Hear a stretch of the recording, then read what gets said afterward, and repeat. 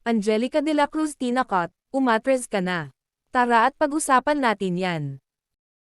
Pero bago ang lahat, kung di ka pa nakasubscribe sa ating channel ay huwag kalimutan mag-subscribe para lagi kang updated sa latest chika. Ibinahagi ng actress-politician na si Angelica de la Cruz ang pananakot umano sa kanya at sa pamilya niya. Sa isang Facebook post ni Angelica nitong Biyernes 9 ng Mayo, makikita sa larawang ibinahagi niya ang 3 bala ng baril at sulat kamay na mensahe.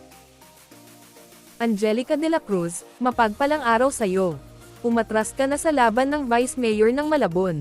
Kung hindi alam mo ang kahihinatnan mo at ng pamilya mo. Babala kay Angelica. Say tuloy niya sa caption, siniraan, kinasuhan ngayon naman tinatakot anong kasunod. Grabe na pati family ko dinadamay ninyo. Umani ng samot-saring reaksyon mula sa mga netizen ang nasabing post.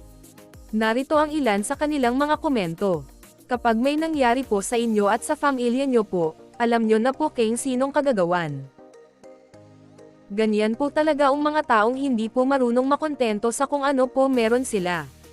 Kung sino ka man na nagbabanta kay Miss Angelica, sana sa'yo mangyari yung sinasabi mo, pati babae pinapatulan mo lalo kang matatalo sa ginagawa mo.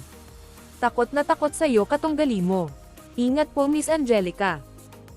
Ganito ka-desperate yung ibang candidate sa Pinas kasi panag-grabe ang kurakot sa panahon ngayon. Matatanda ang aynalmahan ni Angelica kamakailan ang kasong isinampa sa kanya ng Office of the Ombudsman dahil umano sa pandarambong sa halagang hindi bababa sa 70 na milyong piso. Bukod dito, nahaharap din ang actress-politician sa kasong administratibo dahil sa pagpapabiya niya sa posisyon at pagpapasa ng kanyang tungkulin sa kapatid niyang kagawad ng hindi awtorisado. At dyan na po nagtatapos guys, maraming salamat sa inyong panonood.